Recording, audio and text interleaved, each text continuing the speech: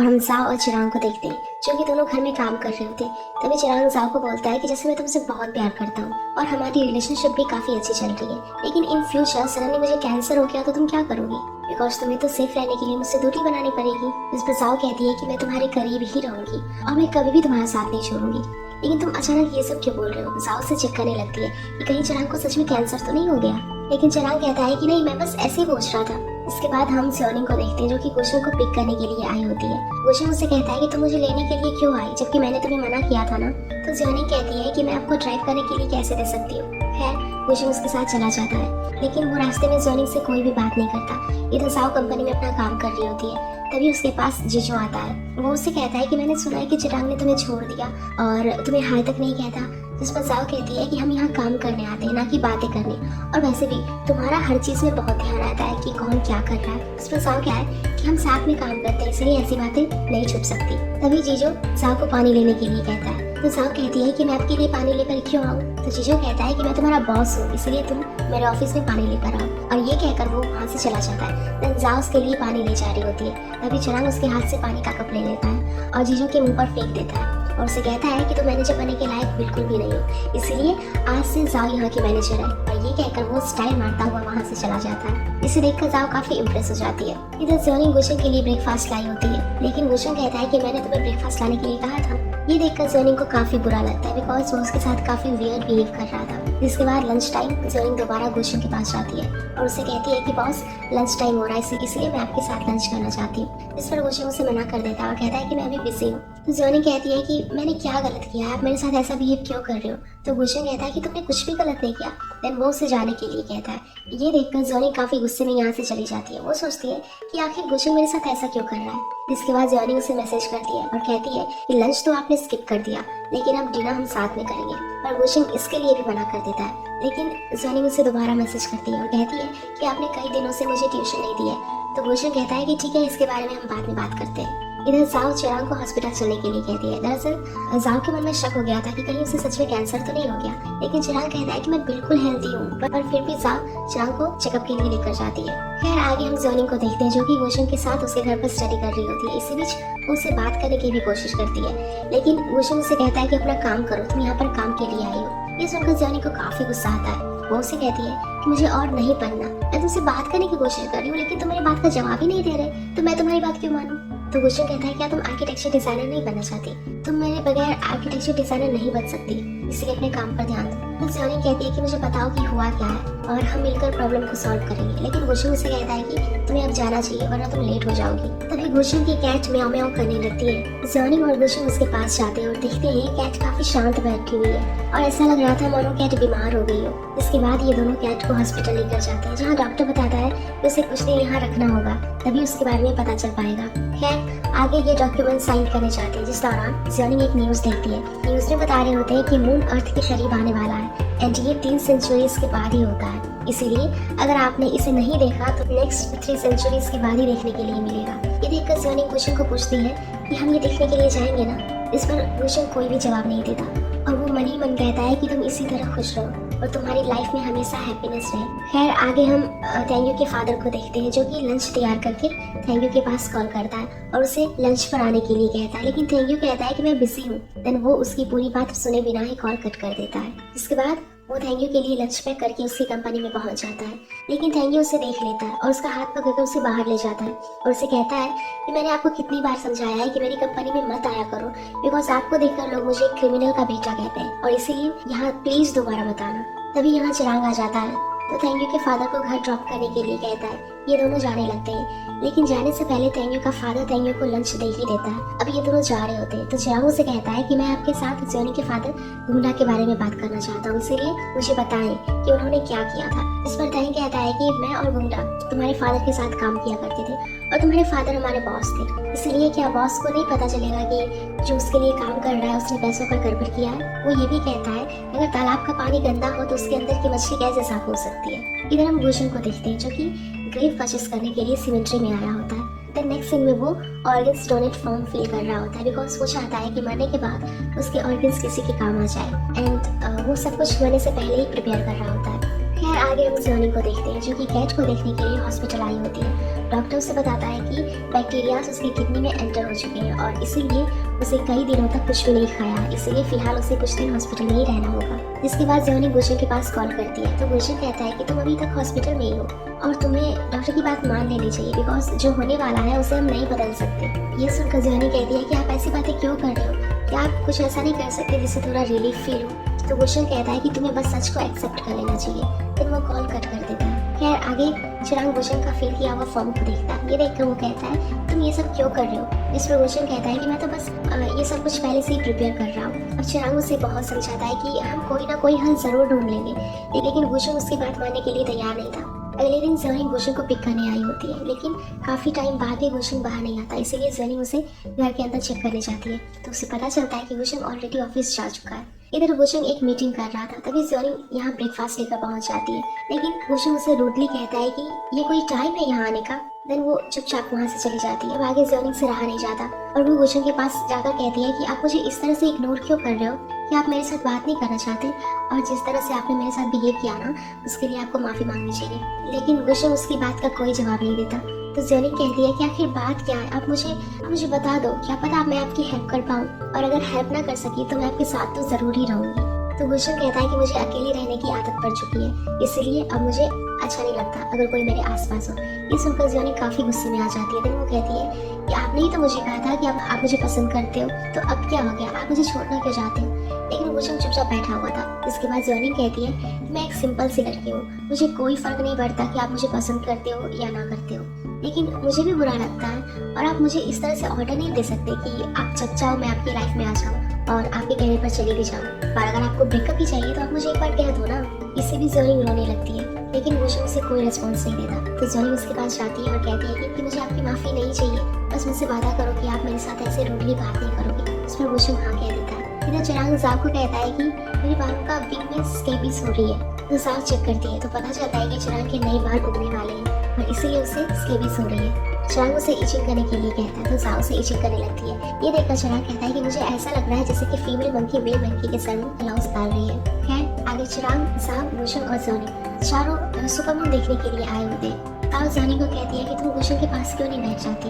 इसी बीच चिराग के फोन पर नॉर्मल रिपोर्ट का मैसेज आता है, बिकॉज उसने अपना चेकअप करवाया था। ये देखकर चिराग काफी खुश हो जाता है और जाव को कहता है कि मैंने तुमसे कहा था ना मैं बिल्कुल नॉर्मल हूँ। ये देखकर गुशन चिराग को पूछता है कि क्या तुम बीमार थे, तो जाव उसे सारी बात बताती है। खैर आगे गुशन जियोनी के पास जाता है और उससे कहता है कि मुझे तुमसे कुछ कहना है, जिस पर जियोनी कहती है कि हम यहाँ मून देखने के लिए आए, इसलिए मैं चीजों को औकवार नहीं बनाना चाहती, आपको जो भी कहना है वापस जाते टाइम कह देना। तभी गुशन कहता है कि मुझे ब्रेकअप चाहिए, बिकॉज मुझे लगता है कि हम दोनों की दुनिया अलग है और शायद काफी कोइंसिडेंस हुए हैं जिससे कि मुझे ऐसा लगने लगा कि मैं तुम्हें पसंद करता हूँ और तुम मेरी फीलिंग्स को समझती हो, और तुम तो मेरी फीलिंग्स को समझते ही नहीं हो। मैं क्या चाहता हूँ तुम्हें कुछ भी समझ नहीं आता, पर तुम भी ये नहीं समझ पाई कि मैं क्या चाहता हूँ, इसीलिए शायद अब हमें अलग अलग हो जाना चाहिए। ये सब सुनकर जियोनी इमोशनली कहती है कि हमने वादा किया था कि अगर कोई भी प्रॉब्लम होगी तो हम साथ साथ में मिलकर सॉल्व करेंगे। जियोनी उसका हाथ पकड़ लेती है, लेकिन गुशन हाथ छुड़ा देता है और कहता है कि हम एक दूसरे के लिए नहीं बने, इसलिए तुम मुझे तंग करना बंद करो। ये सुनकर जियोनी यहाँ से चली जाती है। देन जाव और चिराग उसके पीछे पीछे जाते हैं। ये एपिसोड यहीं पर खत्म हो जाता है। एपिसोड 3 स्टार्ट होता है। हम गुशन को देखते हैं जो कि अपने घर में होता है। उसे जियोनी की काफी याद आ रही होती है। उसे वो सारे मोमेंट्स याद आते हैं जो कि उसने आज तक जियोनी के साथ स्पेंड की थी। इधर जाव काफी गुस्से में होती है। वो चिराग को पूछती है कि आखिर गुशन जियोनी के साथ ब्रेकअप क्यों करना चाहता है। इस पर चिराग कहता है कि शायद उसकी कोई प्रॉब्लम होगी। इस पर जाव गुस्से में कहती है कि अगर गुशन ने जियोनी के साथ ब्रेकअप किया तो मैं उसे छोड़ूंगी नहीं। तभी चिराग के फोन में नोटिफिकेशन आती है, बिकॉज गुशन ने खुद को चार्ज नहीं किया होता है। ये देखकर चिराग तुरंत गुशन के पास जाता है। उसे कहता है तुम ऐसा क्यों कर रहे हो, तुम एक दूसरे को परेशान करना बंद करोगे।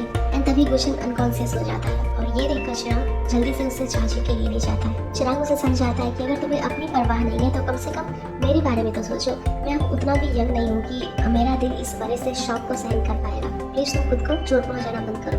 अब अगली सुबह गुशन देखता है कि जियोनी उसे लेने के लिए नहीं आई होती है। दिन उसे उसकी काफी याद आ रही होती है, जिसके बाद वो कंपनी जाता है एंड यहाँ उसे जियोनी के इल्यूशंस आने लगते हैं। उसे हर जगह जियोनी नजर आ रही होती है, लेकिन कंपनी में कोई भी नहीं था बिकॉज आज कंपनी बंद थी। खैर आगे गुशन वापस जा रहा होता है तो उसके पास जियोनी की कॉल आती है। जियोनी उसे बताती है कि कैट काफी क्रिटिकल कंडीशन में है, इसलिए तुम जल्दी से हॉस्पिटल आ जाओ। अब गुशन हॉस्पिटल पहुंच जाता है जहाँ डॉक्टर इन्हें बताता है कि कैट की हालत काफी खराब हो चुकी है। एंड हमने अपनी पूरी कोशिश की, इससे आगे मैं कुछ नहीं कर पाऊंगा। भूषण कहता है कि हमें उसे किसी दूसरे हॉस्पिटल में ले जाना चाहिए, जिस पर डॉक्टर कहता है कि उसे दूसरे हॉस्पिटल में ले जाने से कोई फायदा नहीं है, क्योंकि वो बच नहीं पाएगी और काफी ज्यादा पेन में है। इसीलिए अगर आप चाहो तो मैं उसे यूथैनेसिया दे सकता हूँ, बिकॉज अब सिर्फ यही एक रास्ता है। दरअसल डॉक्टर कैट को एक ऐसा इंजेक्शन देने के लिए कह रहा था जिससे कैट का पेन खत्म हो जाए और वो आराम से मर जाएगी। अब ज़ोनिंग इसके लिए एग्री नहीं होती, लेकिन गुशंग इसके लिए राजी हो जाता है। गुशंग ज़ोनिंग को समझाता है कि कैट काफी तकलीफ में है, इसलिए उसका मर जाना ही बेहतर होगा। इस पर ज़ोनिंग कहती है कि हम ये सब कैसे कह सकते हैं कि वो तकलीफ में है, शायद वो जिंदा रहना चाहती हो और इसीलिए अब तक वो जिंदा है। अब ज़ोनिंग काफी जिद करने लगती है तो गुशंग मान जाता है और कहता है कि मैं डॉक्टर से किसी और ऑप्शन के बारे में बात करूंगा। अब ये दोनों हॉस्पिटल में ही होते हैं जहाँ ज़ोनिंग को नींद आ जाती है। गुशंग उससे देख रहा होता है, फिर वो उस पे अपना जगह डालकर वहाँ से चला जाता है। इसके बाद ज़ोनिंग की आँख खुलती है तो उसे अपने पास वाले चेयर पर एक नोट मिलता है। दरअसल गुशंग ने कैट को यूथैनेसिया देने के लिए परमिशन दे दी थी। ये देखकर ज़ोनिंग काफी दुखी हो जाती है और वो गुशंग के पास कॉल करती है, लेकिन गुशंग उसकी कॉल पिक नहीं करता। इसके बाद ज़ोनिंग अपसेट मूड में घर जाती है तो गुशंग उसे मैसेज करता है और उसे कहता है कि क्या तुम कैट को देखना चाहती हो। तो ज़ोनिंग तुरंत पेट सिमेंट्री में पहुंच जाती है। अब यहाँ गुशंग ने कैट को दफना दिया होता है और जब ये दोनों वापस जा रहे होते हैं तो ज़ोनिंग गुशंग को बोलती है कि मैं कंपनी में नहीं रहना चाहती। मैं आपको रिजाइन इसलिए नहीं दिया क्योंकि लोग मेरे बारे में क्या सोचेंगे और मैं आपके साथ रिलेशनशिप में आने की कोशिश की थी, लेकिन अब मुझे रियलाइज हुआ कि आपके मैकेनिकल हार्ट में तो फीलिंग्स लाना इम्पॉसिबल है। मुझे लगा था कि आप मुझे वापस अपनी गर्लफ्रेंड मान लोगे और सब ठीक हो जाएगा, लेकिन जो कैट के साथ हुआ उससे मुझे काफी तकलीफ हुई है और तुम्हें कोई फर्क नहीं पड़ता कि दूसरे लोग क्या महसूस कर रहे हैं। तभी गुशंग कहता है कि तुम मुझे जैसा सोच रही हो मैं वैसा बिल्कुल भी नहीं हूँ।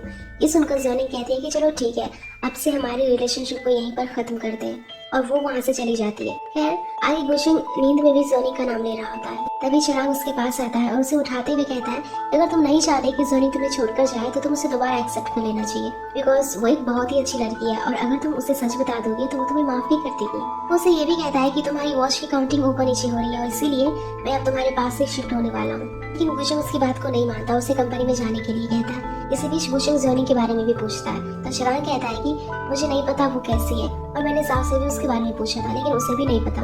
और अगर तुम्हें इतनी चिंता हो रही है तो तुम खुद कॉल करके क्यों नहीं पूछ लेते। अगले दिन डायरेक्टर सीयू तेंग्यू को बुलाता है और उसे कहता है कि मैंने जो तुम्हें ब्रांच दी थी तुम उसे इस तरह से छोड़ नहीं सकते। जिस पर तेंग्यू कहता है कि वो ब्रांच कंपनी को कोई फायदा नहीं दे रहा। तो डायरेक्टर सीयू कहता है कि इसलिए मैं तुम्हें कह रहा हूँ कि तुम्हें वो ब्रांच नहीं छोड़ना चाहिए, क्योंकि कुछ टाइम बाद लेन देन में हमें उसकी जरूरत पड़ सकती है। ये सुनकर तेंग्यू कहता है कि ब्रांच काफी छोटी है, इसलिए अगर हमने उसके साथ लेन देन किया तो हम फंस जाएंगे। तो डायरेक्टर जियो कहता है कि जल्द से जल्द कोई सॉल्यूशन निकालो।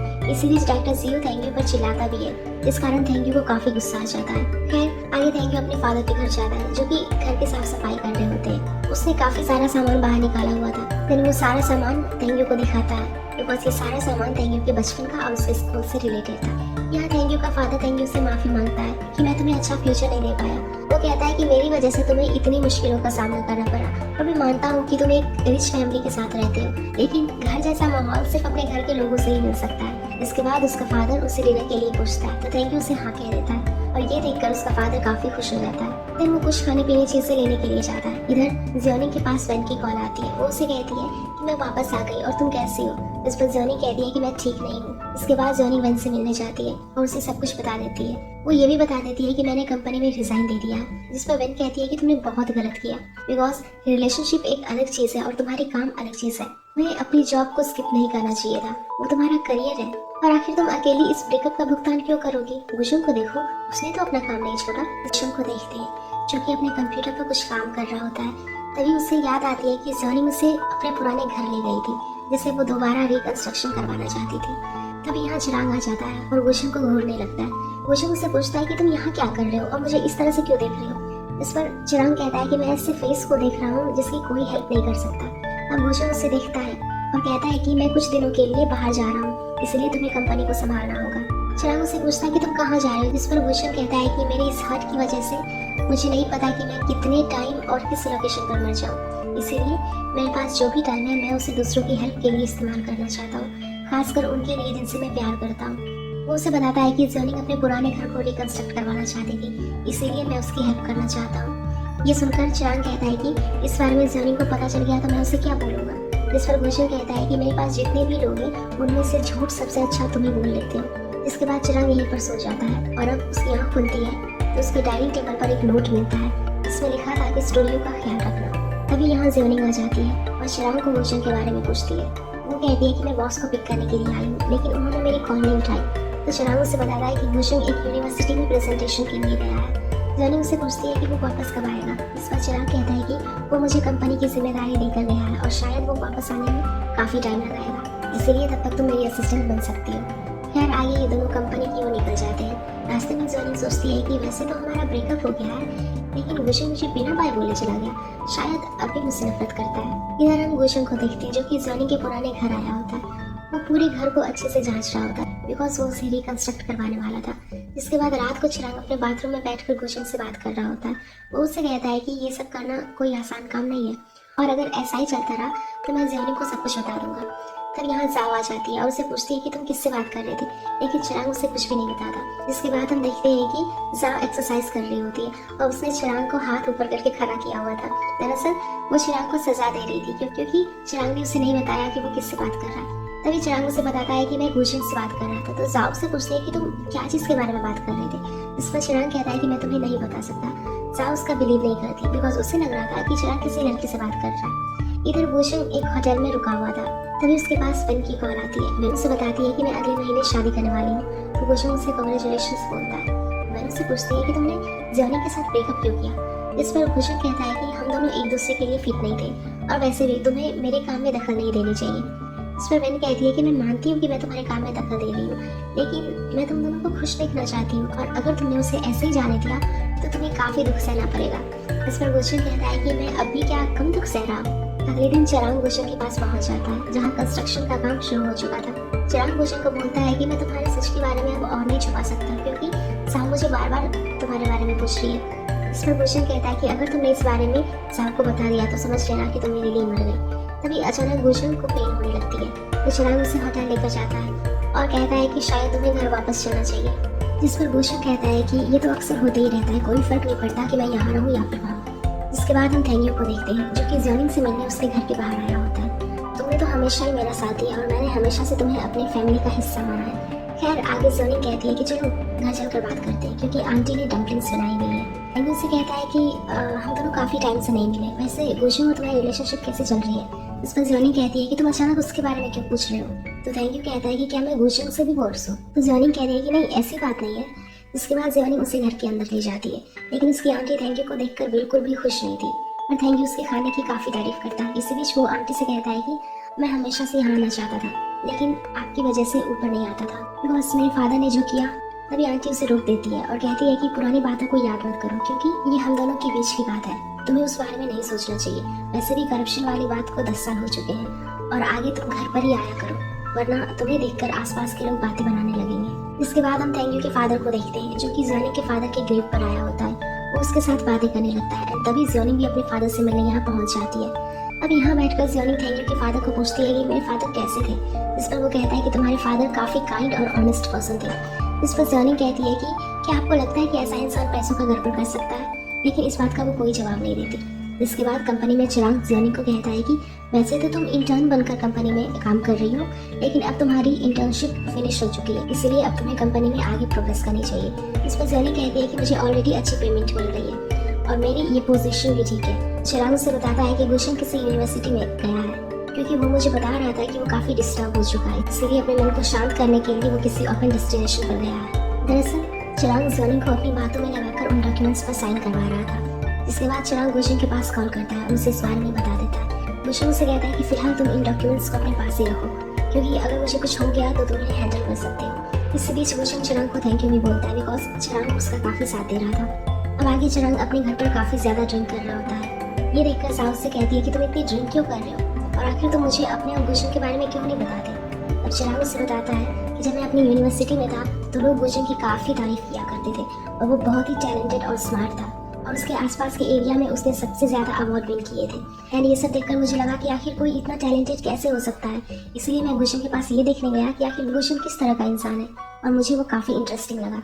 यही नहीं, मुझे उससे फ्रेंडशिप करने में हाफ ईयर लग गए और एक दिन बातों ही बातों में मैंने उससे पूछ लिया कि तुम इस तरह अपसेट मूड में क्यों रहते हो और तब मुझे पता चला कि गुलशन नॉर्मली लाइफ स्पेंड नहीं कर सकता बिकॉज वो एक एक्सीडेंट में मर चुका है और अब वो सिर्फ मैकेनिकल हार्ट की वजह से जिंदा है। ये सुनकर जाओ को बिलीव नहीं होता। वो उसे कहती है कि तुम कहानियां बनाना बंद करोगे। और अब चिराग उसे गुशन के हट के बारे में सब कुछ बता देता है। और ये सुनकर जाओ कहती है कि उसे इस कंडीशन में किसी को डेट नहीं करना चाहिए था। तो चिराग कहता है कि तुम्हें पता है गुशन जल्दी मर जाएगा, बिकॉज उसके हर्ट को जो डॉक्टर हैंडल किया करता था उसकी रिसेंटली मौत हो गई है, इसलिए गुशन का हर्ट ज्यादा दिन तक नहीं टिक सकता। वो किसी भी टाइम हम सबको छोड़कर जा सकता है। यही नहीं, उसने तो अपने जाने की पूरी तैयारी भी कर ली है और उसने अपने पेरेंट्स के अलावा ज़्योनिंग को भी अपने हेरिटेज में हिस्सा दिया है, क्योंकि वो ज़्योनिंग से बहुत प्यार करता है। वो उसे ये भी बता देता है कि जाने से पहले गुशन ज़्योनिंग का पुराना घर कभी कंस्ट्रक्ट करवा रहा है। नेक्स्ट सीन में हम देखते हैं कि गुशन ज़्योनिंग के घर पर काम कर रहा है, फिर उसे काफ़ी पेन होने लगती है। एंड ये एपिसोड यहीं पर खत्म हो जाता है। एपिसोड 32 स्टार्ट होता है और अब जाओ और चिराग दोनों बेड पर सोए होते हैं। तभी चिराग के फोन में बहुत से रिलेटेड नोटिफिकेशन आ जाती है, बिकॉज गुशन को पेन हो रहा था। ये देखकर चिराग तुरंत जाओ के साथ गुशन को देखने के लिए निकल जाता है। इधर गुशन होटल में खुद को टेम्पोररी चार्ज कर रहा था। अब ये दोनों यहाँ आ जाते हैं तो गुशन चिराग को कहता है कि तुम जाओ को यहाँ लेकर क्यों आए हो। इस पर चिराग कहता है कि मैंने जाओ को सब कुछ बता दिया। ये सुनकर गुशन कहता है कि तुमने मेरे साथ प्रॉमिस किया था कि तुम इस बारे में किसी को भी नहीं बताओगे। इस पर चिराग कहता है कि मैंने किसी और को नहीं बल्कि अपनी वाइफ को तुम्हारे बारे में बताया। जाओ गुशन को कहती है कि तुम चिंता मत करो, मैं इस बारे में किसी को भी नहीं बताऊंगी। और अब मुझे पता चल गया है कि तुमसे ज्यादा ज़्योनिंग को कोई और प्यार नहीं कर सकता। इधर ज़्योनिंग वन से मिलकर उसे मैरिज गिफ्ट देती है। उसे पूछती है कि इस बार तुम यहाँ कितने दिन तक रहने वाली हो। इस पर वन कहती है कि इस बार मैं ज्यादा दिन के लिए नहीं आई हूँ, क्योंकि मेरी शादी के बाद हम एक जगह पर नहीं रहेंगे। हम पहले ट्रिप पर जाएंगे, जिसके बाद किसी अच्छी जगह रहने का डिसाइड करेंगे। इसी बीच वन देखती है कि ज़्योनिंग बिल्कुल भी खुश नहीं लग रही थी। वो उसे गुशन के बारे में पूछती है, जिसमें ज़्योनिंग कहती है कि वो ट्रिप पर गया है और मैं उससे काफी दिनों से बात नहीं की है। जिसके बाद वन उसे पूछती है कि क्या तुम गुशन के हर्ट के बारे में पता है। जिस पर ज़्योनिंग कहती है कि हाँ, बिकॉज 10 साल पहले मुझे बचाने के चक्कर में आज वो इस कंडीशन में है। ये सुनकर वन सरप्राइज हो जाती है, क्योंकि उसे लग रहा था कि ज़्योनिंग को गुशन के हर्ट के बारे में कुछ भी पता नहीं है। खैर आगे वन यहाँ से चली जाती है। इसके बाद ज़्योनिंग गुशन के घर जाती है और सोचती है कि गुशन तुम कहाँ हो और क्या तुम मुझे ऐसे ही छोड़ दोगे। तभी ज़्योनिंग को कबोर्ड में एक डायरी दिखाई देती है। जब वो उसे चेक करती है तो उसमें ज़्योनिंग की काफ़ी सारी ड्राइंग्स बनी हुई थी। इसलिए ज़्योनिंग के पास कैट हॉस्पिटल से कॉल भी आती है। वो तुरंत हॉस्पिटल में जाती है, जहाँ डॉक्टर उसे पैसे वापस कर रहा होता है। अब यहाँ हमें पता चलता है कि उस कैट को इंजेक्शन नहीं लगाया गया था। गुशन ने सिर्फ फॉर्म पर साइन किया था, लेकिन जैसे ही डॉक्टर कैट को इंजेक्शन देने लगा तो गुशन ने उसे रोक दिया। तो ज़्योनिंग यहाँ से जाने लगती है। अब ज़्योनिंग यहाँ से जाने के लिए बस में बैठ जाती है और वो इस बारे में सोच रही थी। तभी वो गुशन के पास कॉल करती है, लेकिन गुशन अपने काम में बिजी था, जिस कारण वो उसका कॉल पिक नहीं करता। इसके बाद ज़्योनिंग जाओ के पास कॉल करती है, उसे कैट के बारे में सब बता देती है। वो ये भी कहती है कि गुशन मेरा फ़ोन नहीं उठा रहा है, इसलिए तुम चिराग से पूछकर बताओ कि गुशन कहाँ है। अब पहले तो जाओ उसे बताना नहीं चाहती थी, लेकिन जिद करने के बाद वो उसे हिंट दे देती है। वो कहती है कि तुम अपने ड्रीम के बारे में सोचो और वही तुम्हें गुशन मिल जाएगा।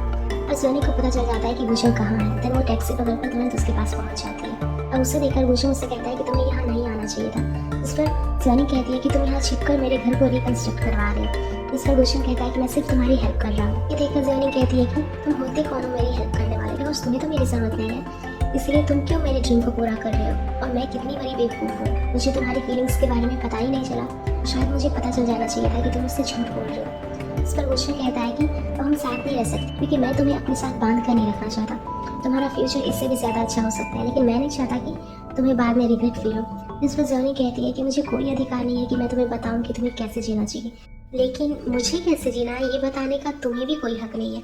और तुम्हें लगता है कि ब्रेकअप करके मैं खुश रह पाऊंगी, बिकॉज मैं तुमसे प्यार करती हूँ। कोई फर्क नहीं पड़ता कि तुम मुझे छोड़कर जाओ या ना जाओ, बिकॉज मुझे उतना ही दर्द होगा।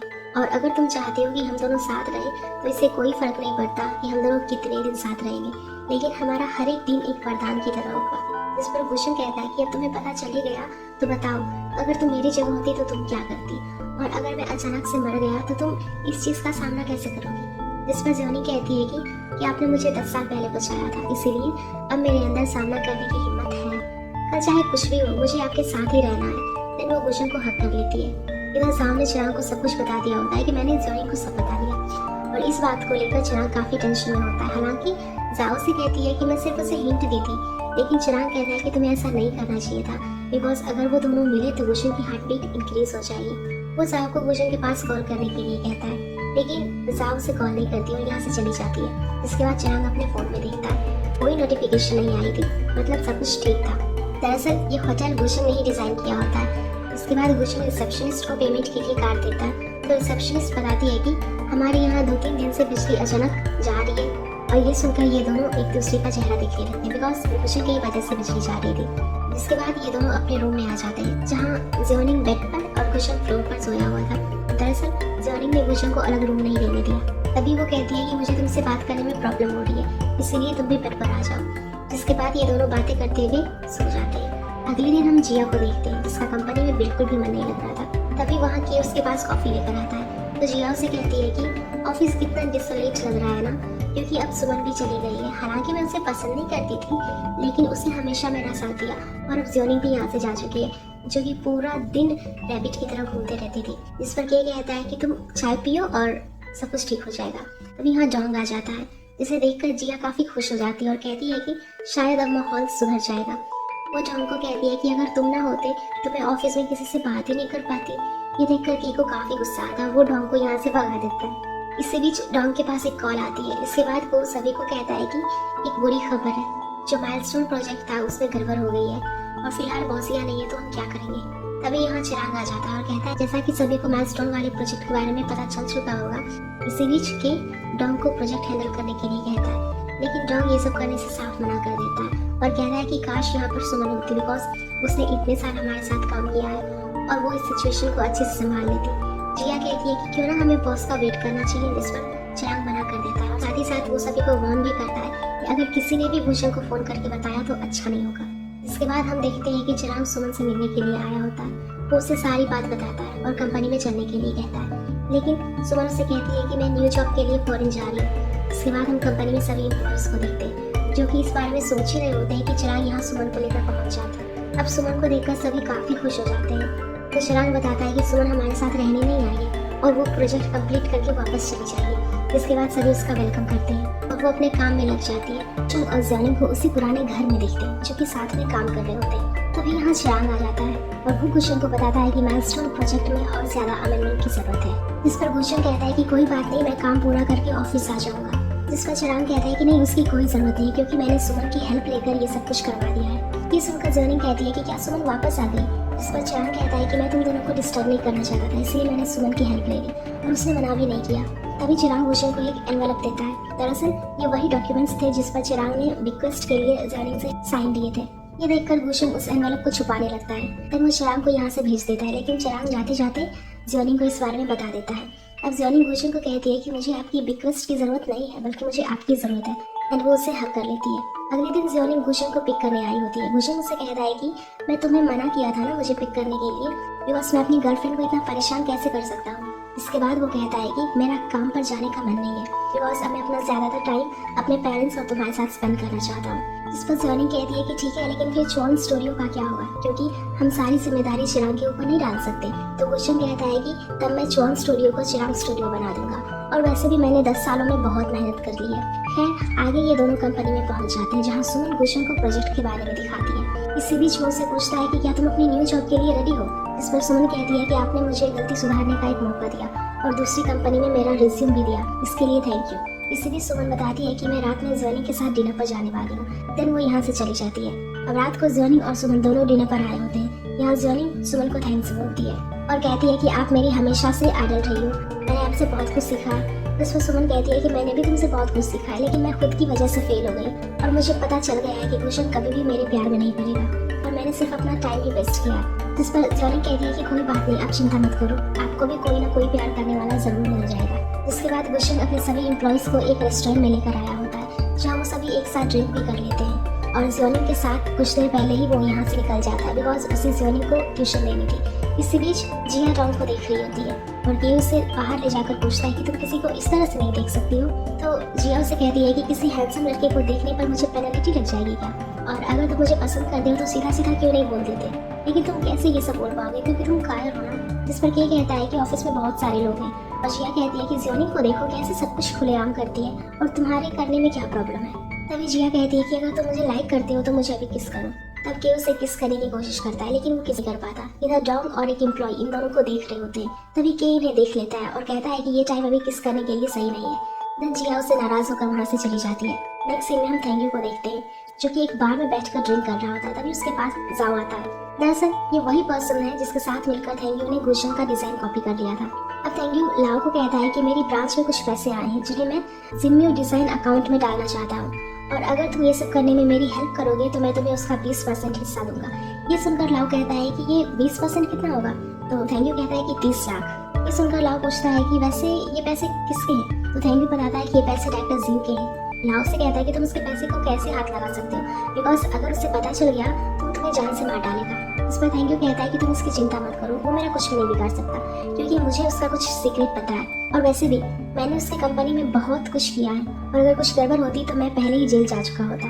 और अब मुझे लगता है कि मैं उन पैसों को डिजर्व करता हूँ। अब ये सब सुनकर लाओ काफी सोच में पड़ जाता है। तो थैंक यू उसे कहता है कि ज्यादा मत सोचो, अगर हम पकड़े गए तो मैं सारी जिम्मेदारी अपने ऊपर ले लूंगा, और चलो अब 30% में फाइनल करते हैं। देन ये सुनकर लाओ मान जाता है।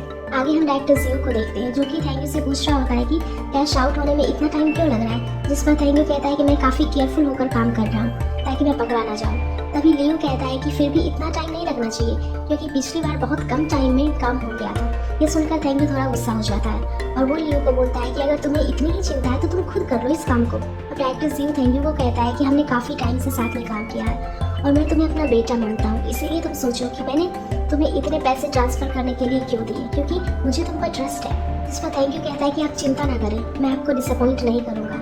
ये कहकर थैंक यू यहाँ से चला जाता है। लेकिन लियो और डॉक्टर जियो को थैंक यू पर शक हो रहा था, इसलिए डॉक्टर जियो ने लियो को उस पर नजर रखने के लिए कहता है। नेक्स्ट सीन में हम लाओ और थैंक यू को साथ में देखते हैं। लाओ थैंक यू को बताता है कि मैंने अपना 30% निकाल कर बाकी सारे पैसे तुम्हारे पास ट्रांसफर कर दिए, और मैं कल कुछ दिनों के लिए कहीं चला जाऊंगा। ये सुनकर थैंक यू उसे थैंक्स बोलता है, और कहता है कि हाँ तुम कुछ दिन के लिए दूर ही रहना, और जब सब कुछ ठीक हो जाएगा तो तुम वापस आ सकते हो। इधर लियो इन दोनों पर नजर बनाए हुए बैठा हुआ था।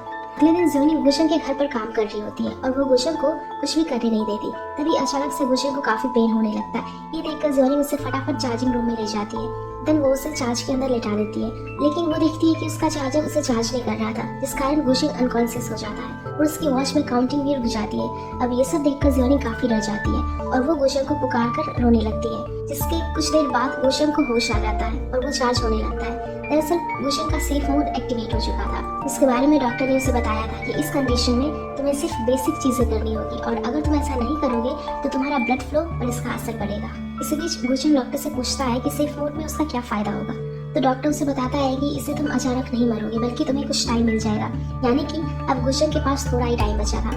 अब अगले दिन डायरेक्टर जियो थैंक यू से मिलता है, और उसे कहता है कि तुम्हारी हिम्मत कैसे हुई मेरे पैसों को हाथ लगाने की, क्या तुम्हें इतनी जल्दी मरना है। इस पर थैंक यू कहता है कि मैंने इतने साल आपके लिए बहुत कुछ किया है, इसलिए मुझे लगा कि मैं इस पैसे को डिजर्व करता हूँ। इस पर डायरेक्टर जियो कहता है कि तुम्हारा मतलब तुम अब इन सारे पैसों को अपने पास रखोगे। तो थैंक यू कहता है कि क्या मैं नहीं रख सकता। तो डायरेक्टर जियो कहता है कि मैंने इतने सालों में तुम्हारा साथ दिया, तुम्हें अपने बेटे की तरह रखा, और आज तुम ये सब कर रहे हो। इस पर थैंक यू कहता है कि आप मीठी मीठी बातों में मुझे बेवकूफ बनाने की कोशिश मत करो, बल्कि मेरे एक सवाल का जवाब दो, क्या आप चिराग को भी अपना ये इलीगल काम करने देते हो, और अगर तुम उसे और मुझे सेम मानते हो तो मैं अभी पैसे वापस कर दूंगा। तो डायरेक्टर जियो कहता है कि मेरे साथ खेल मत खेलो, बल्कि मुझे मेरा पैसा वापस चाहिए, वरना मैं तुम्हें और तुम्हारे फादर दोनों को ही नहीं छोड़ूंगा। ये सुनकर थैंक यू कहता है कि अगर तुम ये सब करने की कोशिश की तो मैं तुम्हारे खिलाफ सारे सबूत बाहर लीक कर दूंगा, बिकॉज मैं तुम्हारे बारे में बहुत कुछ जानता हूँ। लेकिन डायरेक्टर जियो पर उसकी बातों का कोई फर्क नहीं पड़ता। वो उसे कहता है कि तुम्हारे पास 3 दिन का टाइम है, और अगर तुमने मेरे पैसे वापस नहीं किए तो तुम्हारे लिए अच्छा नहीं होगा। नेक्स्ट सीन में हम जियोनी को देखते हैं, जो कि इंटरनेट पर डॉक्टर पियर की असिस्टेंट किंजी की मेल आईडी निकाल लेती है। वो उसे मेल करती है कि मुझे आपसे अर्जेंटली मिलकर कुछ बताना है, इसलिए आप मुझे अपने कॉन्टैक्ट डिटेल्स दे दो। अब अगले दिन जियोनी को किंजी का फोन नंबर मिल जाता है। फिर वो उसके पास कॉल करती है। किंजी उसे बताती है कि मैं ट्रिप के लिए यहीं पर आई हुई हूँ, इसलिए तुम मुझे यहीं मिल सकती हो। अब जियोनी किंजी से मिलकर उसे बताती है कि रिसेंटली गुशन काफी प्रॉब्लम फेस कर रहा है, और उसे ऐसे कुछ सिम्टम्स आ रहे हैं जो कि कॉमन नहीं है, और मैंने उसके बारे में इंटरनेट पर भी सर्च किया था, जिस पर किंजी कहती है कि इंटरनेट से तुम्हें कोई भी हेल्प नहीं मिलेगी, बिकॉज उसकी प्रॉब्लम कॉमन नहीं है, और अगर डॉक्टर पियर जिंदा होते तो वो भी शायद ही इस प्रॉब्लम को सॉल्व कर पाते। जिस पर जियोनी पूछती है कि क्या गुशन के हर्ट को बायोलॉजिकल हर्ट से एक्सचेंज नहीं कर सकते। इस पर किंजी कहती है कि अगर हमने ऐसा किया तो गुशन के जिंदा रहने का चांस काफी कम हो जाएगा। एंड इसी के साथ ये एपिसोड यहीं पर खत्म हो जाता है। एपिसोड 34 स्टार्ट होता है, जिसके बाद जियोनी किंजी से पूछती है कि गुशन का मैकेनिकल हर्ट कितने दिन और चल सकता है। जिस पर किंजी कहती है कि जिस तरह के तुम सिम्टम्स बता रही हो उन्हें देखते हुए तो ऐसा ही लगता है जब गुशन का सेफ मोड एक्टिव हो गया है। ये सुनकर जियोनी पूछती है कि ये सेफ मोड क्या होता है। जिस पर किंजी कहती है कि अगर सेफ मोड एक्टिवेट हो जाए तो पर्सन सिर्फ अपनी बेसिक चीजों के साथ ही जी सकता है, लेकिन वो बिल्कुल भी इमोशंस को फील नहीं कर पाएगा। तो जियोनी पूछती है कि अब वो कितने दिन और जी सकता है। तो किंजी कहती है कि सेफ मोड एक्टिवेट होने के बाद उसके पास सिर्फ 1 साल का टाइम है। अब ये सब पता लगने के बाद जियोनी काफी दुखी हो जाती है। वो रास्ते में गुशन को याद करके रोने लगती है। इधर थैंक्यू अपने फादर के साथ खाना खा रहा होता है। थैंक्यू अपने फादर से पूछता है कि कैसा लगेगा अगर हम किसी के पैसे को चोरी कर लेंगे। ये सुनकर उसके फादर पूछते हैं कि तुम अचानक ये सब क्यों बोल रहे हो, बिकॉज जब मैं जेल गया था तो मुझे काफ़ी रिग्रेट हुआ था, मुझे काफ़ी बड़ी सज़ा मिली थी और मैं सोचता था कि काश मैं पैसों का गड़बड़ ना करता। इस पर थैंक यू कहता है कि अगर आपको जेल ना होती तो आपको शायद रिग्रेट फील ही ना होता, क्योंकि दूसरों के पैसे और हमारे पैसे सब सेम ही होते हैं और क्यों ना मैं आपके स्टेप्स को फॉलो करूं। ये सुनकर थैंक कहता है कि तुमने क्या किया है, तुम ऐसी बातें क्यों कर रहे हो। तो थैंक यू कहता है कि मैं बस ऐसे ही पूछ रहा था, मैंने कुछ भी नहीं किया। अब आगे थैंक डायरेक्टर जियो से मिलने चाहता है। डायरेक्टर जियो उसे देखकर काफी खुश होता है। वो उसे पूछता है कि तुम आज यहाँ कैसे चले आए। तो थैंक कहता है कि तुमने मेरे साथ किया हुआ वादा याद है ना। इस पर डायरेक्टर जियो कहता है कि हाँ, मैंने अपना वादा अच्छी तरह से निभाया है। मैंने थैंक यू को अडॉप्ट किया, उसे अच्छी एजुकेशन दी और उसे अपनी कंपनी में एग्जीक्यूटिव बनाया। जिस पर थैंक कहता है कि मुझे पता है तुमने इतने सालों में उसके साथ कैसा बिहेव किया। तो डायरेक्टर जियो कहता है कि भला इससे ज्यादा मैं उसके लिए कर भी क्या सकता हूँ, मैंने उसे एक अच्छी लाइफ दी है, लेकिन चलो हमें इस बारे में बात नहीं करनी चाहिए। देन डायरेक्टर जियो उसके पास से उठकर चला जाता है। तो थैंक दोबारा उसके पास आता है और उसे कहता है कि शायद तुम भूल गए हो कि 10 साल पहले हम दोनों के बीच क्या प्रॉमिस हुआ था, इसीलिए लगता है कि तुम्हें एक बार और याद दिलाना पड़ेगा। तब डायरेक्टर जियो को याद आता है कि मैंने थैंक को जेल में जाने से पहले ऑफर दिया था कि मैं तुम्हारी वाइफ और बेटे को अच्छी लाइफ दूंगा और थैंक यू को कंपनी का डायरेक्टर बना दूंगा। अब ये याद आने पर डायरेक्टर जियो थैंक को एक एनवेलप देता है और कहता है कि अपने बेटे की इस हरकत को देखो और जो पैसे उसने लिए हैं वो तो कुछ भी नहीं है, मैं उसे और ज्यादा देता लेकिन अब नहीं दूंगा। अब थैंक उस एनवेलप को ओपन करता है जिसमें अकाउंट की ट्रांजैक्शन स्टेटमेंट होती है। लेकिन ये देखकर थैंक समझ जाता है कि डायरेक्टर जियो ने थैंक यू को यूज किया है। वो उस पर काफी गुस्सा होता है और डायरेक्टर जियो को मारने के लिए दौड़ता है, लेकिन लियो उसे पकड़कर कंपनी से बाहर निकाल देता है। इधर भूषण जियोनी को उसी बुक स्टोर में लेकर आया होता है जहाँ ये दोनों शुरुआती दिनों में मिले थे। अब यहाँ इन्हें अपना पुराना टाइम याद आता है। इसके बाद दोनों वॉक करते हुए कंपनी के सामने वाली सड़क पर पहुँचते हैं जहाँ सबसे पहले जियोनी ने भूषण का हाथ पकड़कर सड़क पार करवाई थी। इसके बाद ये दोनों उसी तरह सड़क पार करते हैं, लेकिन इस बार भूषण ने जियोनी की हाथ पकड़ी हुई थी। इसीलिए जियोनी भूषण को बता देती है कि मैं किंजी से मिलने के लिए गई थी और मुझे आपके सेफ मोड के बारे में भी पता चल चुका है। इसके बाद रात को थैंक यू का फादर थैंक यू को पूछता है कि तुमने लोगों के पैसे को क्यों चुराया, बिकॉज तुम्हें अच्छे से पता है कि 10 साल पहले मैं इसी क्राइम की वजह से जेल गया था। इस पर थैंक यू कहता है कि आपको इस बारे में कैसे पता कि आप कंपनी में गए थे। तो उसका फादर चिल्लाने लगता है कि तुम्हें पता है ये एक क्राइम है और तुम्हें जेल भी हो सकती है, फिर भी तुमने ऐसा क्यों किया। तो थैंक यू से कहता है कि आप चिंता मत करो, वो पैसे पब्लिक के नहीं है, बल्कि वो सारे डायरेक्टर जियो के काली करतूत के हैं जिनके बारे में पब्लिक को नहीं पता। वो ये भी बताता है कि डायरेक्टर जियो ने काफी टाइम पहले मेरे नाम पर कंपनी बनाई और अननोन सोर्स से ब्लैक मनी को निकाला और जिस तरह वो मेरे साथ बिहेव करता है उसे सजा देने के लिए मैंने ये सब किया। ये सुनने के बाद थैंक अपने रूम में चला जाता है और एक ड्रॉवर को बाहर निकालता है। इस बीच एक पर्सन डायरेक्टर जियो को बोलता है कि चिराग ये सब क्यों बोल रहा है, ये तो स्पीच में नहीं लिखा था। तो डायरेक्टर जियो कहता है कि चिंता मत करो, वो जो कहेगा ठीक ही कहेगा।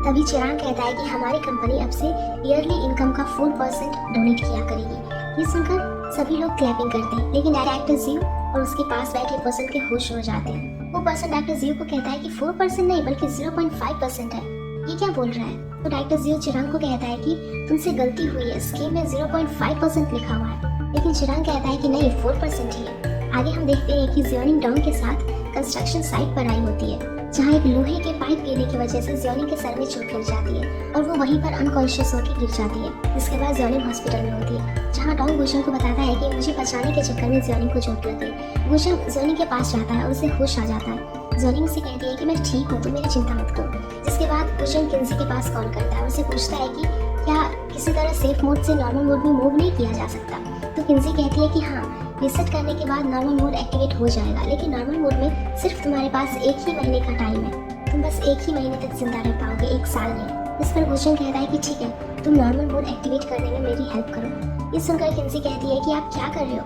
बिकॉज मैंने आपको पहले ही बता दिया है कि नॉर्मल मोड में सिर्फ आप 1 महीना ही जिंदा रह पाओगे। क्या आपको ये बात समझ नहीं आ रही। जिस पर भूषण कहता है कि मुझे सेफ मोड की जरूरत नहीं है बिकॉज मेरे पास कम टाइम होगा, लेकिन जिस कंडीशन में अभी गुजर रहा हूँ उससे तो अच्छा है मैं 1 ही महीना अच्छे से गुजार लूँ, कम से कम मैं खुश तो रह पाऊंगा ना। इसके बाद हम चिराग को देखते हैं जो कि शेयर होल्डर के साथ मीटिंग कर रहा होता है।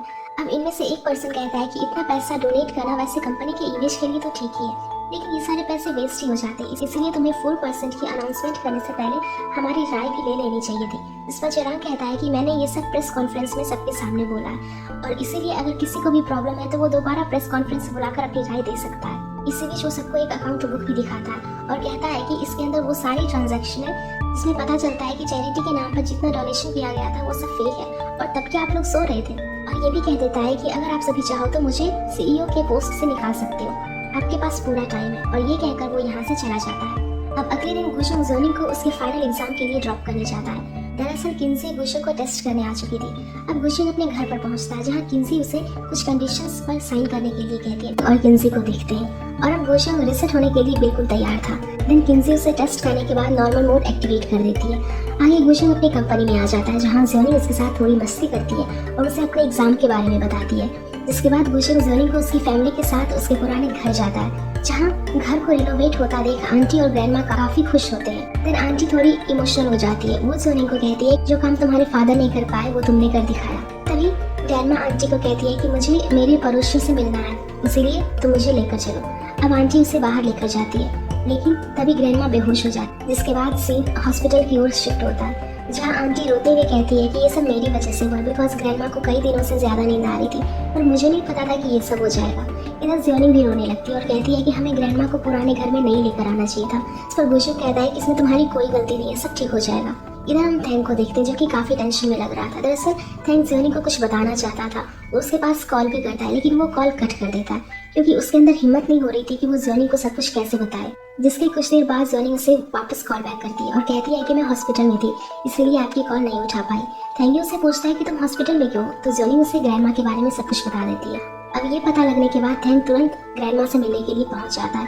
ग्रैंडमा को होश आ चुका था। वो थैंक को देखकर उसे अपना बेटा गुंडा समझने लगती है।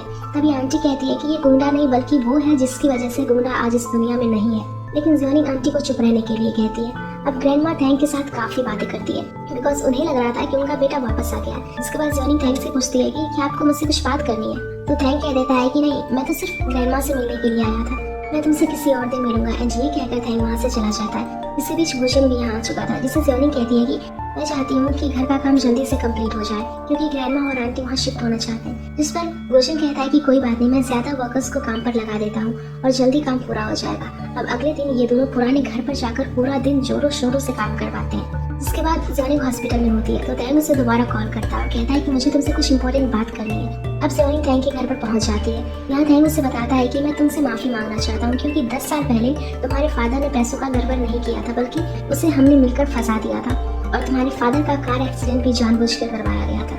इसी बीच हमें एक फ्लैशबैक सीन दिखाया जाता है, जिसमें हमें पता चलता है कि सारे पैसों का गड़बड़ डॉक्टर जियो ने किया था, और इस बात का पता गुंडा को लग चुका था। हालांकि थैंक ने गुंडा को चुप रहने के लिए कहा था, लेकिन गुंडा एक अच्छा इंसान था और वो इस बारे में पुलिस को बताना चाहता था। जिसके बाद ये सारी बात थैंक डॉक्टर जियो को बता देता है। तब डॉक्टर जियो गुंडा को एक कार एक्सीडेंट में मरवा देता है, और ये स्कैम होने के बाद डॉक्टर जियो कंपनी में रिजाइन देकर साइड हो जाता है। तभी सारी बात थैंक पर आ गई थी और उसे जेल भेज दिया जाता है। अब थैंक ज़ोनिंग से माफी मांगता है, उसे कुछ डॉक्यूमेंट्स और एक पेन ड्राइव देते हुए कहता है कि इसमें डॉक्टर जियो के खिलाफ काफी सबूत है, इसीलिए जाओ अपने फादर को इनोसेंट डिक्लेयर कर दो। अब ये सब पता लगने के बाद ज़ोनिंग इमोशनल हो जाती है। वो कहती है कि उस कार एक्सीडेंट में मेरे पेरेंट्स की मौत ही नहीं, बल्कि गुशंग जो कि मुझे बचाने आया था, वो आज ऐसी जिंदगी जी रहा है जो कि नर्क के समान है। अब थैंक काफी रोने लगता है और अपने घुटनों पर आकर ज़ोनिंग से माफी मांगने लगता है। इसके बाद ज़ोनिंग गुशंग के पास जाती है, देन उसे वो सारी बातें बताती है।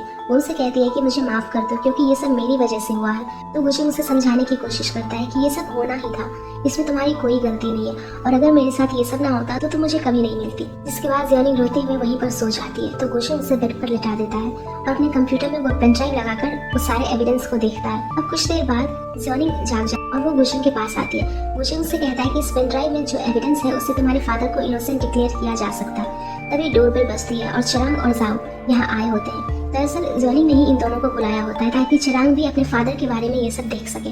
अब ये सब देखने के बाद चिरांग कहता है कि मुझे नहीं पता था कि मेरे फादर, जिसने मेरी पूरी लाइफ बर्बाद कर दी, उसने ज़ोनिंग के पेरेंट्स को भी मरवा डाला। चिरांग गुशंग को कहता है कि मैं तुम्हारा दोस्त बनने के लायक नहीं हूँ।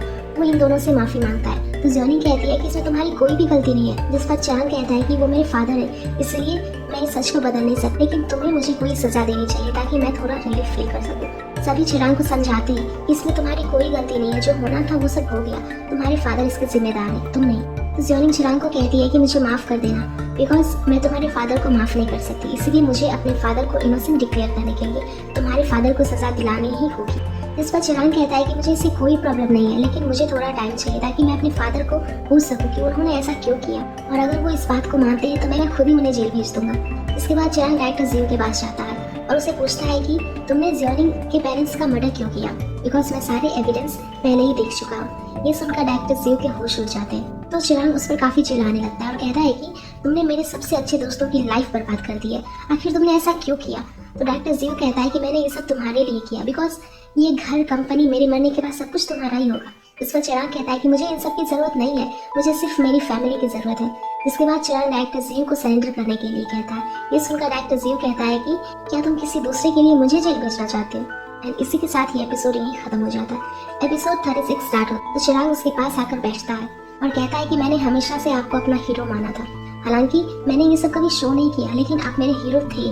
मैं भूषण के साथ मिलकर अपनी एक अलग कंपनी खरीदी और फिर भी मैं वापस रेंडियर ग्रुप में आ गया, लेकिन अब मुझे ऐसे हीरो की जरूरत नहीं है। जिस पर डायरेक्टर जियो कहता है कि तुम सोचते हो कि मैं ये सब करके काफी खुश था, लेकिन ऐसा नहीं है। तुम्हें पता है मुझे ये सब करके कितना रिग्रेट फील हुआ और मैं बस धीरे धीरे खुद को खत्म कर रहा था, इसीलिए अब मैं कल सुबह खुद को पुलिस के हवाले कर दूंगा। जिस पर चिराग कहता है कि ठीक है, लेकिन भाग मत जाना। तो डायरेक्टर जियो कहता है कि मैं अब बूढ़ा हो चुका हूँ, इसीलिए भाग कर भी कहाँ जाऊंगा, लेकिन मैं सिर्फ एक दिन इस घर में बिताना चाहता हूँ। चिराग के चले जाने के बाद लियो के पास एक कॉल आती है और उसे पता चलता है कि सारे एविडेंस भूषण के पास है। इधर थैंक यू को कहता है कि तुम फटाफट अपना सामान पैक करके यहाँ से निकल जाओ, वरना तुम्हें भी पुलिस पकड़ कर ले जाएगी, बिकॉज डायरेक्टर जियो जेल जाने वाला है और तुम्हें भी केस में फंसाएगा। ये सुनकर थैंक यू कहता है कि सब आपको कैसे पता चला। तो थैंक उसे सारे एविडेंस दिखाता है। इधर जियोनिंग भूषण से बात करते हुए सड़क पार कर रही होती है। तभी लियो कुछ लोगों के साथ मिलकर जियोनिंग को किडनैप करवा लेता है। जियोनिंग का फोन भी अभी चल रहा था, तो लियो उसका फोन छीन लेता है। तब लियो जियोनिंग को पूछता है कि एविडेंस कहाँ है, जिस पर जियोनिंग कहती है कि मैंने सारे एविडेंस पुलिस को दे दिए, लेकिन लियो को पता था कि जियोनिंग झूठ बोल रही है। वो उसे दोबारा कहता है कि मुझे एविडेंस चाहिए, वरना तुम मारी जाओगी। इसीलिए जियोनिंग के फोन पर भूषण का कॉल आता है। ये देखकर लियो कॉल उठा लेता है और भूषण को एविडेंस के बारे में पूछता है। भूषण कहता है कि हाँ, एविडेंस मेरे पास ही है और अगर तुमने जियोनिंग को कुछ भी किया तो एविडेंस तुम्हें नहीं मिलेगी। तो लियो कहता है कि अगर तुम जियोनिंग को जिंदा देखना चाहते हो तो चुपचाप एविडेंस मेरे हवाले कर दो, और हाँ, बिल्कुल अकेले आना और कोई होशियारी मत दिखाना। इधर थैंक यू डायरेक्टर जियो के पास जाकर देखता है कि डायरेक्टर जियो सामान पैक करके भाग रहा होता है। वो उसे रोकता है और कहता है कि अब मर्डर करने के बाद तुम यहाँ से भाग रहे हो। जिस पर डायरेक्टर जियो कहता है तुम्हें इस बारे में कैसे पता चला, जरूर तुम्हारे फादर ने बताया होगा। मुझे लगता है कि उसे 10 साल की सजा के बाद भी अकल नहीं आई, शायद उसे उम्र कैद हो जानी चाहिए थी। ये सुनकर थैंक यू भड़क जाता है और उस पर काफी चिल्लाने लगता है। डायरेक्टर जियो से कहता है कि अगर मुझे जेल हो गई तो तुम भी नहीं बच पाओगे। अब ये दोनों घर के बाहर आ जाते हैं तो बाहर चिराग खड़ा हुआ था। दरअसल चिराग को पहले ही शक हो गया था कि डायरेक्टर जियो घर छोड़कर जरूर भागेगा, इसीलिए वो उसके जाने से पहले ही यहाँ पहुंच चुका था। तभी यहाँ पुलिस आ जाती है, जो कि चिराग नहीं बुलाई थी। ये देखकर थैंक यू की होश उड़ जाते हैं, बिकॉज क्राइम तो उसने भी किया था ना। चिराग उसे कहता है कि यहाँ से कोई भी नहीं जा पाएगा और तुम्हें जो कहना है वो पुलिस को कह देना। अब इन दोनों को पुलिस पकड़ कर ले जाती है। इधर भूषण एक शिप में पहुंचता है जहाँ लियो ने जियोनिंग को किडनैप किया हुआ था। अब भूषण इन्हें एविडेंस देता है और ये लोग जियोनिंग को छोड़ देते हैं, लेकिन तभी लियो कहता है कि क्या पता तुमने एविडेंस का कॉपी कर लिया और शायद पुलिस को भी कॉल कर दियो। जिस पर भूषण कहता है कि मुझे ये सब करना होता तो मैं कब का कर चुका होता, इसलिए यहाँ से जाने के बाद हम इस तरह बिहेव करेंगे जैसे कि कुछ हुआ ही ना हो। इस पर लियो कहता है कि मैं तुम पर विश्वास नहीं कर सकता, इसलिए मैं तुम्हें यहाँ से जिंदा नहीं जाने दे सकता। अब भूषण को गुस्सा आ जाता है और जैसे ही ये सभी उस पर अटैक करते हैं तो भूषण इन सबको काफी तेज करंट मार देता है, जिस कारण सभी हवा में उठते हुए दूर जाकर गिरते हैं। इसी के साथ भूषण भी अनकॉन्शियस हो जाता है, बिकॉज उसने काफी सारा करंट फ्लो कर दिया था। नेक्स्ट सीन में हम देखते हैं कि भूषण हॉस्पिटलाइज है और किंसी डॉक्टर के साथ मिलकर उसका ट्रीटमेंट कर रही होती है और यहाँ भूषण के पेरेंट्स भी आ चुके थे। अभी डॉक्टर बाहर आते हैं और बताते हैं कि वो अब नॉर्मल है, लेकिन उसे अभी तक होश नहीं आया है और हम इस बारे में कुछ भी नहीं बता सकते कब तक उसे होश आएगा।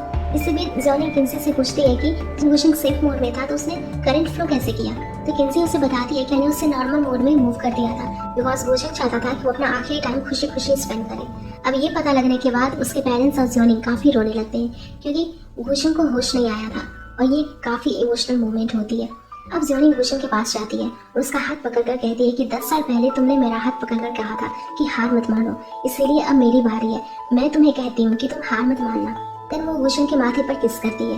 नेक्स्ट सीन में जाओ को देखते हैं, जिसके घर के टेबल पर एक डिवोर्स पेपर के साथ एक लेटर मिलता है, जिसमें चिराग ने लिखा हुआ था कि मेरे अंदर सामने आकर गुड बाय बोलने की हिम्मत नहीं है और इसीलिए मैं ये नोट के सहारे तुम्हें कह दे रहा हूँ। और मैं हमेशा से चाहता था कि मेरे आसपास के लोग हमेशा खुश रहें और मेरी विश थी कि मैं तुम्हें फ्रेंड बनाऊं और तुमसे शादी करूं। और मैं कितना लकी हूँ, मेरी दोनों विश पूरी हो गई, लेकिन मेरे फादर की वजह से सब कुछ गड़बड़ हो गया। मेरे फादर जेल में और कंपनी पूरी तरह से खत्म हो चुकी है, इसीलिए मैं यहाँ से जा रहा हूँ, बिकॉज अब मेरे पास कुछ भी नहीं है और तुम इन डिवोर्स पेपर पर साइन कर देना। जिसके बाद जा उस जगह पर पहुंच जाती है जहाँ चिराग आया हुआ था।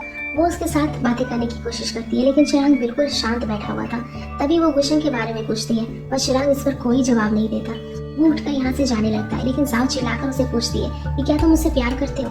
तो चिराग रुक जाता है। जाओ से कहती है कि इसमें तुम्हारी कोई गलती नहीं है, ये सब तुम्हारी फादर की वजह से हुआ। इस पर चिराग कहता है कि मेरे फादर जेल चले गए, मेरी कंपनी भी खत्म हो गई, मेरा परिवार पूरी तरह से बिखर गया और अब सभी लोग मुझ पर उंगलियां उठाएंगे, इसीलिए मैं बस यहाँ से जाना चाहता हूँ और मेरे पास तुम्हें देने के लिए भी कुछ नहीं है। जिस पर जाओ कहती है कि पहले मैं प्यार पर बिल्कुल बिलीव नहीं किया करती थी, लेकिन अब मुझे तुम्हारी आदत लग चुकी है और सबसे इम्पोर्टेंट बात, एक तुम ही हो जो मेरे गुस्से को आसानी से झेल सकते हो। अब किसी तरह जाओ चिराग को मना लेती है और उसके सामने घुटनों पर बैठकर उसे शादी के लिए प्रपोज करती है। जिसके बाद टाइम बीतता चला जाता है। सभी एम्प्लॉयज मिलकर कंपनी को संभाल रहे थे। इधर ग्रैंडमा और आंटी अपने पुराने घर में शिफ्ट हो गई थी और उन्होंने मिलकर घर को काफी सुंदर बना दिया था। लेकिन गुशन को अभी भी होश नहीं आया था। ज्योनिंग उसका ख्याल रख रही थी और वो आसपास क्या चल रहा है वो उसे सब बताती है। इससे भी ज्योनिंग एक न्यूज देखती है जिसमें बताया जाता है एक न्यू टेक्नोलॉजी आई है जिससे इंसान मैकेनिकल चीजों के जरिए जिंदा रह पाएगा। ये देखकर ज्योनिंग काफी खुश हो जाती है और गुशन को कहती है कि शायद हमें एक और मौका मिला है। इसके बाद 3 साल बीत जाते हैं और हम ज्योनिंग को देखते हैं जो कि गुशन के साथ रह रही होती है, बिकॉज गुशन बिल्कुल ठीक हो चुका था। इसी बीच हमें पता चलता है कि जाओ और चिराग ने शादी कर ली है और जाओ हॉस्पिटल में एडमिट है क्योंकि चिराग जल्दी फादर बनने वाला है और अब ज्योनिंग और गुश हम दोनों साथ में खुशी खुशी रह रहे हैं। एंड इसी के साथ ये एपिसोड यहीं खत्म हो जाता है। तो अगर आप लोगों को ये एपिसोड पसंद आई हो तो प्लीज़ वीडियो को लाइक कर देना और चैनल को भी सब्सक्राइब कर देना। Thank you.